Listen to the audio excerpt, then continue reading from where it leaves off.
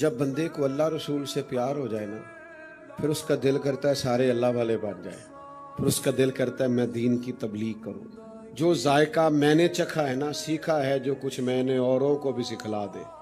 پھر دل کرتا ہے کہ جو میرے سینے میں درد ہے نا میں بانٹوں۔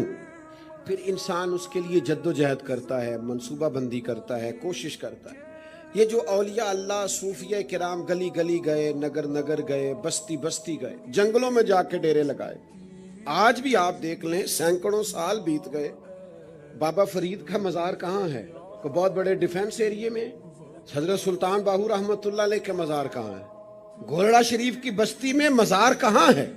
یہ جنگلوں میں بیٹھ گئے، جا کے تبلیغ کی، لوگوں کو دین سکھایا، آداب زندگی سے آگاہ کیا، پیغام دیا، پیغام حق سنایا، نکل گئے، گلی گلی چلے گئے۔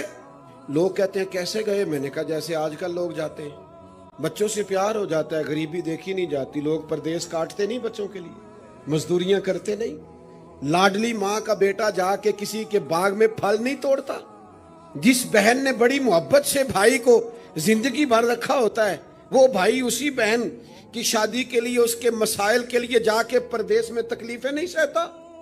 اور گھر والوں سے پیار ہو جائے تو پردیس کاٹنا سوکھا ہو جاتا ہے، تو رب رسول سے پیار ہو جائے تو کیوں مشکل ہوگا؟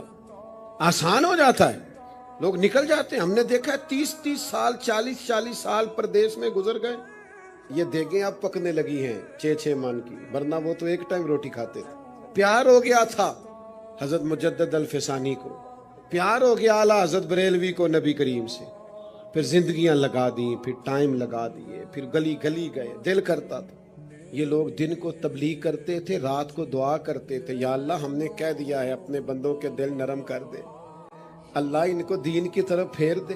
یہ پیار کرتے تھے مخلوق خدا سے۔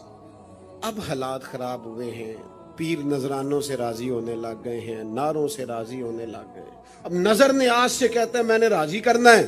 حضور کیسے راضی ہوتے؟ قاضی سلمان منصور پوری نے لکھا ہے، نبی کریم علیہ الصلوۃ والسلام کا بدلہ لیا حضرت امیر حمزہ نے، ابو جہل کا سر پھوڑا، کہا یا رسول اللہ خوش ہو جائیں میں نے بدلہ لے لیا ہے، ابو جہل کا سر پھوڑ کے آیا۔ تو محبوب فرمانے لگے میں اس کا سر پھوڑنے سے تو خوش نہیں ہوتا۔ یا رسول اللہ کیسے خوش ہوتے ہیں؟ فرمایا تو کلمہ پڑھ جا میں خوش ہو جاؤں گا۔ رب کا بندہ تب خوش ہوتا ہے جب کوئی تہجد پڑھے، قرآن شریف پڑھے، مسجد سے وابستہ ہو، اللہ کے ساتھ تعلق مضبوط ہو۔